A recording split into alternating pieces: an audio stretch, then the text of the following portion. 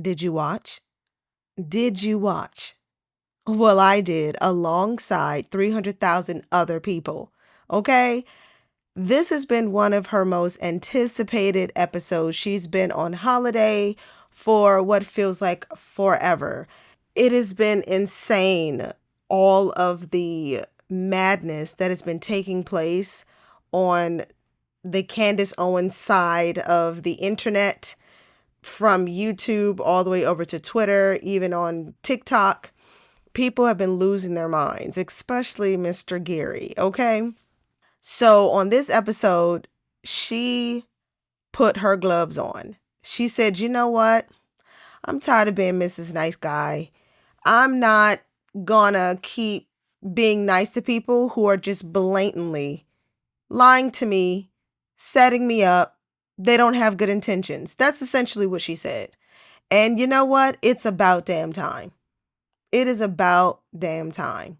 So I predict that these next couple episodes in the next couple of weeks is going to be quite interesting.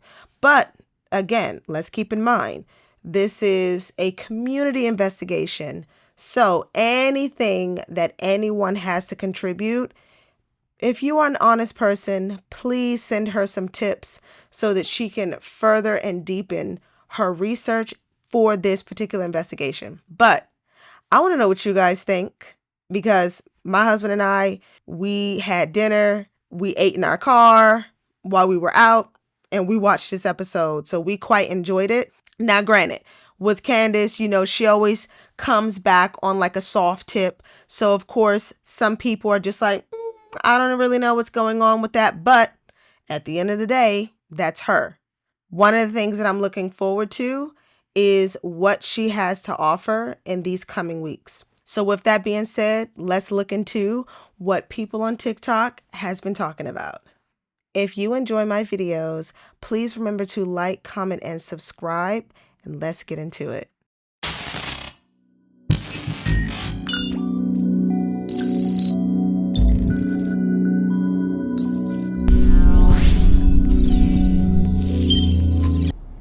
We've been waiting for this day for over 2 weeks now. Candace comes back today. Supposedly she has explosive information to give us, which I can't wait. I've been missing her freaking podcast for 2 weeks now. Also, I heard that maybe she has a picture of a certain girl at a certain place at a certain time. That's explosive, if she really does. I don't know about you guys, but I've literally been having withdrawals. So much has happened in 2 weeks, and she hasn't done a podcast, so I feel like there's just so much information that she needs to give us. Because if no one has figured out by now, we're not letting this go. We're going to figure it out. She's going to figure it out. And people are going to be held accountable. I literally can't wait. I'm biting at the bit. What time is it today? Is it at 4, 5? It's always different, I feel like. Let me know what time. Bro, y'all are treating this like it's a true crime drama, crying emoji. Yeah, and so? What's your point? Isn't it true crime? Duh. Guys, what is Candace gonna release today? Oh my god, my arms are legit still shaking from working out. Okay, read between the lines. I was watching Baron yesterday, who I love. He cracks the shit out of me. He's so funny. But anyways, seriously, I can't with my arms shaking. I'm sorry. Anyways, I think Candace has more pictures. I think all these people are gonna be biting themselves in the ass when they were going hard against this Fort Huachuca saga. I think when she dropped that post on X with the sign saying Fort Huachuca, I think she has more. And then Baron yesterday on his podcast talks about hypothetically, and he's like looking at his phone, he's like, hypothetically, if you see a girl in jeans with like a white shirt on and a blue vest with her hair pulled back, and she's with a guy with dress boots and jeans, But he was all saying, like, I'm just guessing, I'm just guessing. I think he knows more too. So, is she gonna drop more pics today? You guys, I think this is all part of a bigger thing. What do you think Candace is gonna do today? Let me know your thoughts. I cannot wait. Sorry for shouting. I'm excited. You, me, and everybody else, girl. Because what? I didn't know Baron was dropping clues like that. I need to go watch his show. Wow. It's been a long holiday break, but Candace is back. That means I'm back doing the recap. Time to catch up. So Candace first talks about how Andrew Colvett is basically working behind the scenes to destroy Candace's reputation, but she assures Andrew that she has stuff on him and she is going to share it with the public. I like that 2026 is starting off strong. Then Candace went through a series of Tim Dillon clips, basically reflecting her own thoughts on AmFest and how weird all of that was. Dillon talking about the pyrotechnics, the sparkly suit, and the fact that these political figures are no different than celebrities.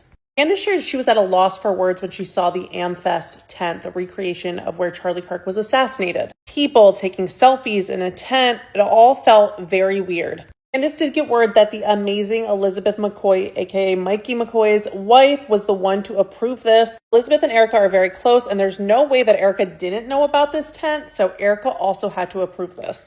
And of course, the mention of how weird it is that these political groups are now intertwining celebrities at their events, like Nicki Minaj. Basically, we've got our hands up. Nothing is normal. There are no humans left.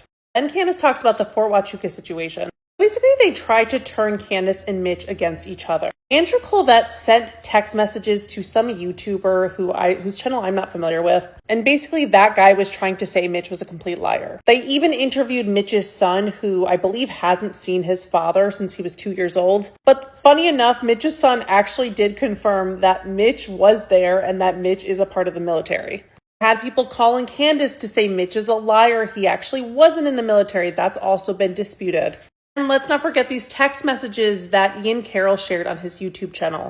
This was Erica's alibi text, a picture of her children, and a text message between her and Charlie talking about dinner. Remember how days ago Candace asked for them to send the text message exchange including Charlie's name and number? Well, that still hasn't been sent to her. Candace talked about her meeting with Erica and that Erica basically confirmed that Andrew Colvett had gone rogue. Meaning the throwing Candace under the bus about the Hamptons meeting and Charlie changing his mind about Israel, that Andrew was basically putting that stuff out there to prove that Candace was a liar, but that wasn't from Turning Point's direction or Erica's direction. Erica at that meeting also confirmed that Israel was brought up at the Hamptons. Erica knew about this Israel conversation because Erica was actually at the Hamptons. Candace didn't know that Erica was there. Erica confirmed that yes, his perspective was changing on Israel. And that Bibi Netanyahu did call. Erica was there for that phone call. Erica denied that Bibi made some type of offer to Charlie. Basically, it was an offer to take Turning Point to the next level. Erica said that never happened. But Candace has confirmed since with another person that was at that meeting that did happen. Andrew Colvett also confirmed that. And a third person confirmed that. And tomorrow, Candace will be talking about Cabot Phillips. I was yelling tent. Exactly. When she asked the question about what did we think was most deplorable about the AmFest, I totally was just like, it has to be the tent or Nicki Minaj being brought on stage. At Turning Point USA, we need clarity. Why is Andrew Colvett trying to play with Candace? The lack of clarity from Turning Point USA and Erica is concerning. Rather than working with Candace to clear the air, they've chosen to attack her credibility, which only fuels more questions and makes them look more suspicious. Instead of engaging with Candace to address what happened with Charlie, they appear to be focused on discrediting her. Candace has truth on her side, hard to discredit truth. Something is way off with Erica. I watched Candace's video, so you don't have to. Let's get into it. One of my favorite quotes that she starts out with is, "Happy New Year to everyone except Andrew Colvett." She then goes on to talk about AmFest, and she shows Tim Dillon's video of him specifically talking about AmFest, and him basically saying that the way that Erica acted at AmFest is the reason why the internet quite literally thinks that she killed her husband. Candace shows a video of a reporter standing in front of what she calls a recreation of the tent that Charlie died in. I'm sorry, come again? Candace found out that Elizabeth McCoy approved that tent. And if you know anything about Elizabeth McCoy, you know that her and Erica are quite close.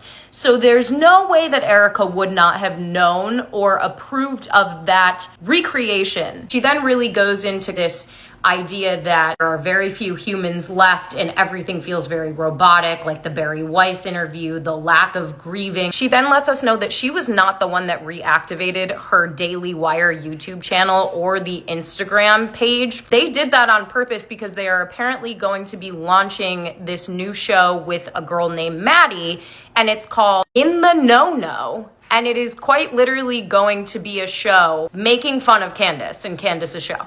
She then says, and I quote, "I would like to apologize to the midget horse." Obviously, she's not apologizing directly to Ben Shapiro, but she's apologizing to the small horses that she offended. She then goes on to recap everything that Mitch said. She reiterates the fact that she has fact-checked every single thing that he said about his time at Fort Huachuca. She then shows us a clip of Alex Jones literally crashing out and screaming, basically saying he's waging war on Candace. She shows this to showcase that people really kind of lost it when she brought Mitch on the show and she started talking about Fort Huachuca. She also shows us a clip of Mitch's son on a YouTube channel trying to basically debunk that Mitch was ever at Fort Huachuca, and he actually does quite the opposite. Now, he doesn't specifically say who, but he says, "They called me on September 9th asking if I knew who Mitch Snow was because I was apparently his emergency contact." She reminds us that the proof of Erica's alibi was actually for September 9th and not September 8th. She still has yet to receive any sort of confirmation, video proof that the text messages between Erica and Charlie that Justin Strife showed to her were actually sent from Charlie's phone number. She still has not received that, and I think it's been a week now. She also says that after her meeting with Erica that took place, she felt like, and she was under the impression, because Erica gave her this impression, that Andrew Colvey just kind of went rogue. He went rogue by posting that tweet about what the surgeon said. They were not in cahoots together. That was her impression after the meeting with Erica. But she says she realizes that she got played and she's getting played, because she then tells us that she has a source that she truly trusts that told her that the quote about the surgeon, this whole tweet that Andrew Colvey put out, Erica was actually on a three-way call with the surgeon, herself, and Andrew Colvey, and Erica was the one that said the Superman quote, where Charlie's neck was like Superman neck and his neck stopped the bullet. She also tells us that during her meeting with Erica let her know that she was at the Hamptons meeting where allegedly BB called Charlie, and apparently Erica conceded to Candace that the Israel call did happen. However, she said that BB did not say that he could take Turning Point USA to the next level, which is funny because Candace finally reveals to us that her source that told her this in the first place was actually Andrew Colvey. She then tells us that she's now followed up with Brian Harpool 4 times and has not gotten a response. I think she's telling us without telling us she thinks Erica is in on it. Absolutely. I believe that's the entire reason she showed the video of Tim Dillon, because she wanted for him to say it instead of her having to admit she thinks that. Exactly. Like she said, don't get mad at me, get mad at Tim. So it's kind of like her funny, kooky way of like passing the buck on to someone else so that she won't really get the brunt of like the backlash, because everyone knows that Tim Dillon does not care and no one's probably going to attack him. So why not just pass it off to him, right? It's all fun and games, but she's dead serious. This is some nasty work. Y'all. Like the back and forth, the lies, the constant pretending like you are completely oblivious and unaware of what's going on in your company, your husband's company. It's time to give it up. We don't believe you anymore. Better yet, we never believed you. Today we learned that Candace Owens was given a new alibi from Erica Kirk for September 8th.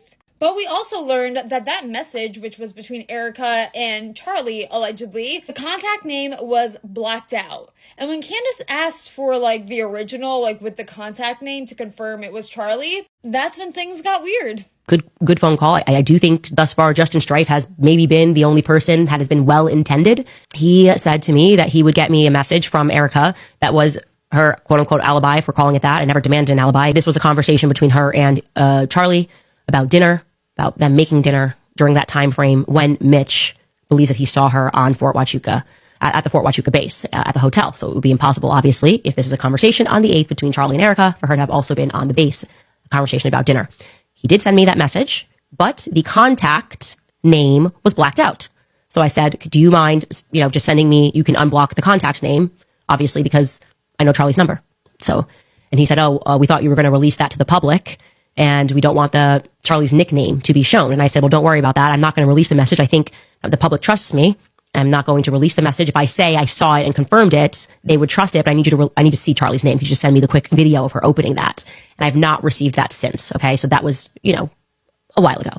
I followed up about 4 times. I still have not received that. So I cannot confirm that conversation took place between her and Charlie. I'm interested in confirming it. I'm interested in confirming it because I feel like something's there. And mind you, Candace says that she has reached out multiple times for this said alibi and still nothing. If you do not find this suspicious, then you are just being ignorant. I'm sorry, this is weird. So as of now, when it comes to Erica Kirk and what Mitch had said about allegedly seeing her at Fort Huachuca at the hotel on September 8th, the alibis that we have gotten was this photo below that was actually taken on the 9th of September, so that really doesn't help. And she's not even in the photo, and those are allegedly her children. However, the boy in there looks much older than her son. But anyways, I just find it very odd that it's so hard for them to provide a clear alibi for September 8th right off the bat. They have made themselves look so bad by TPUSA having Andrew go to the Paramount YouTubers and give them this alibi that wasn't even for the correct date and didn't even work in general.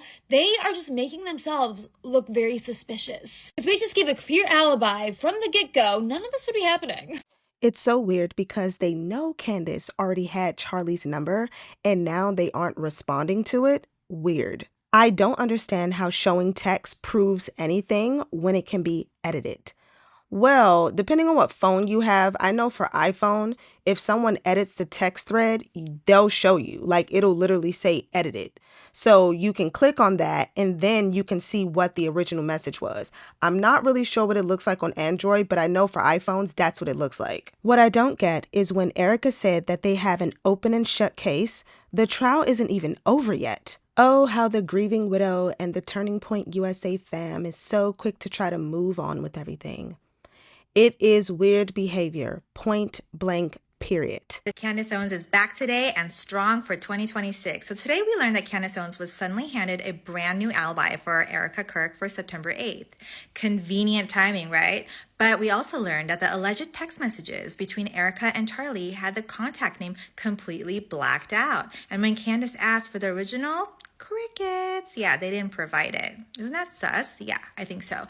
Candace has now reached out multiple times trying to figure out who this mystery alibi even is, and somehow every time it just makes it more suspicious. At this point, pretending this isn't weird would require like Olympic level denial. As it stands, the only alibi floating around for Erica, despite Mitch saying he saw her at the hotel at Fort Huachuca on September 8th, is a photo of some kids, allegedly her kids, sent via text, and that's it. And the kids look older than their supposed ages, and Erica isn't even in the photo, and no one can actually prove that they're her children. Yeah.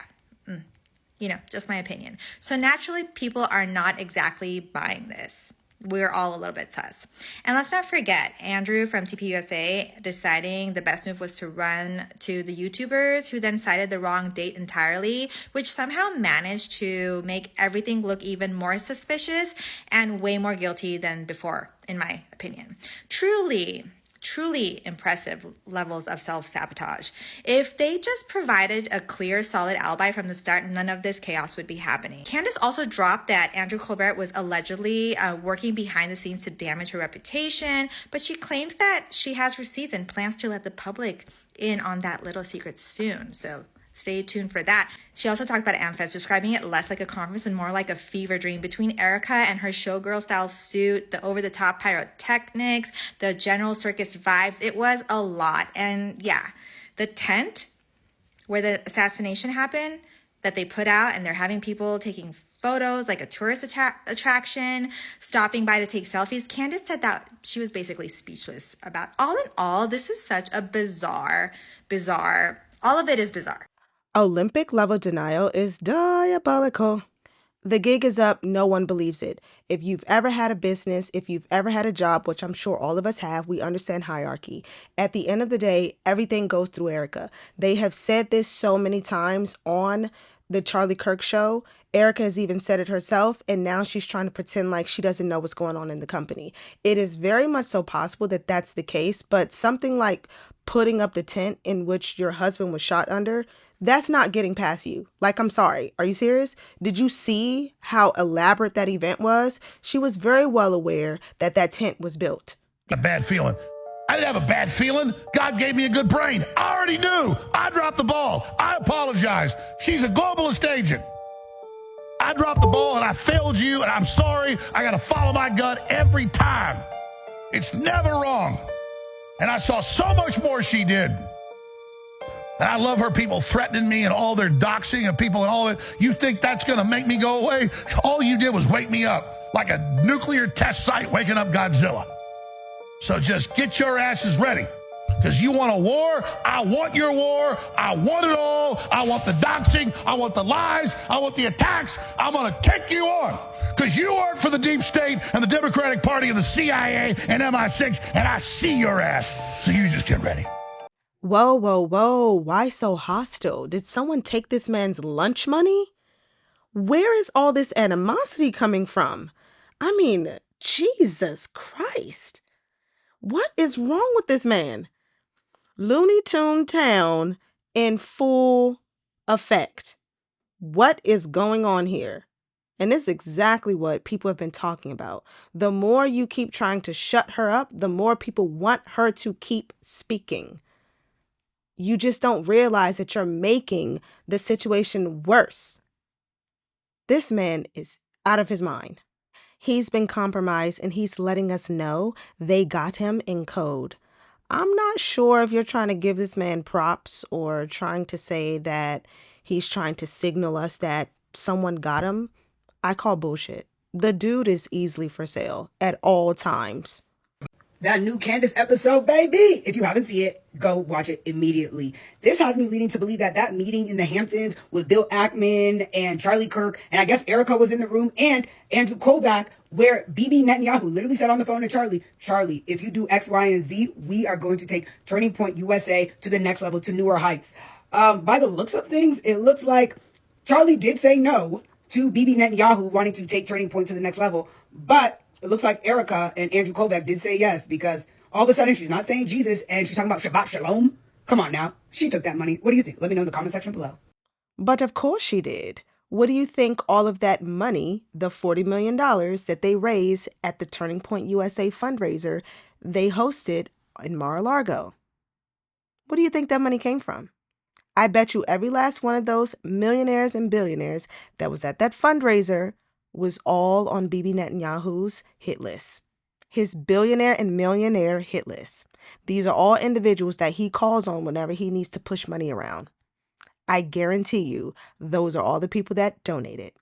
Candace did not speak about Cabot Phillips on today's episode. She says she will be covering that tomorrow, so we gotta wait for that. Can't imagine how Cabot's feeling. He couldn't even wait 14 hours for a response. But one thing she did revisit that I do think is very important to mention is the Hamptons. Candace had spoken about the Hamptons before, and she had said that from reliable sources, she had heard that Netanyahu had reached out to TPUSA, to Charlie Kirk, offering to help take TPUSA that much further. And Erica confirmed to Candace that Netanyahu did call while in the Hamptons. Came up when I sat down with Erica, and she conceded that, yeah, she was there. I had no idea, by the way, that Erica was there. The first time I found out Erica was there was when I was sitting across from Erica.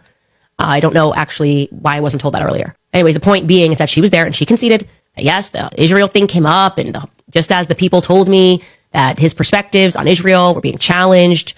And then she said, yeah, I was there when Bibi Netanyahu called. Okay, how come no one has confirmed that? There's a piece of me that is angry about the fact that I have been telling the truth, and I feel like I have been being gaslit about that. But, she said, but he did not offer to take Turning Point to the next level. And I said, really? She said, yeah, I don't know who your source is on that, but that part's not true. He did call, but that part's not true. We also learned that one of her very reliable sources is TPUSA's Andrew Colvett himself. So what I told her, what I think shocked her, was that my source on that, which I had never previously revealed to the public, was Andrew Colvett. It was Andrew Colbert who told me that Bibi Netanyahu offered to take Turning Point to the next level and that Charlie Kirk said no. Did he go rogue again? I don't know. I said I find it very weird that Andrew would make that up.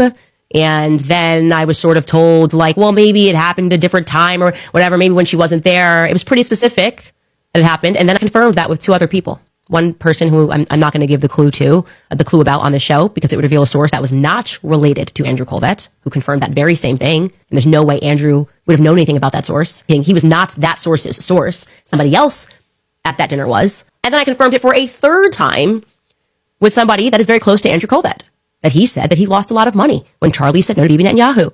That's your punishment, Andrew. Truth. So now you can respond to reporters asking the questions. That's what you get.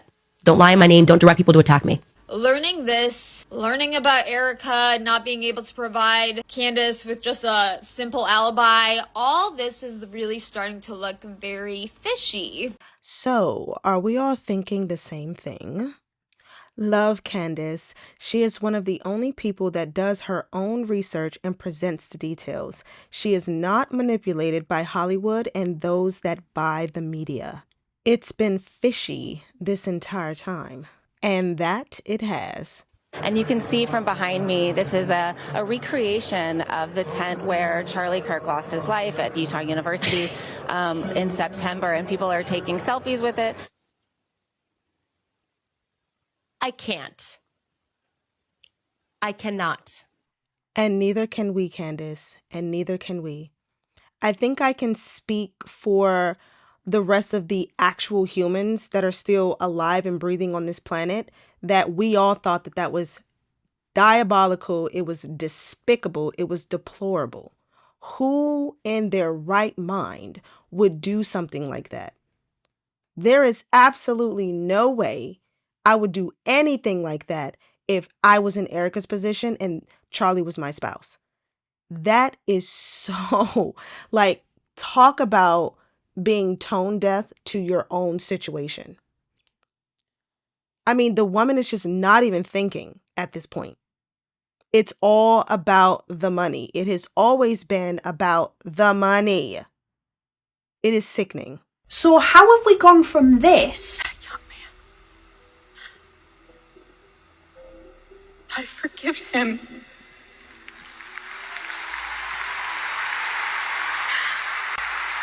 Which was the 21st of September, and now 7 days later, we get this. Nothing is changing, but I want to preface, we're not awkward. We're not like weird. We're not cringe. We're not going to be tweeting as if it's him. That's tone deaf and really disturbing. And anyone who does that's like morbidly off.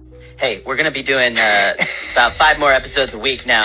So just tell the team and make sure that happens. 3 hours of this, 2 more hours of podcasting. There is just something that just doesn't feel right. It feels wrong. It feels off. And I am trying so hard not to over-speculate, but it's hard when stuff like this has been put out to us. It's just not normal. It doesn't feel natural. I feel like we're watching a performance. It's almost like we're watching a movie unfold right in front of our eyes. And it's things like this that make me think that Charlie Kirk's assassination is so much bigger than we could ever imagine. You're absolutely right. It is strange, and that's exactly why no one is going to sit here and tolerate them trying to shut us up, them trying to shut up Candace.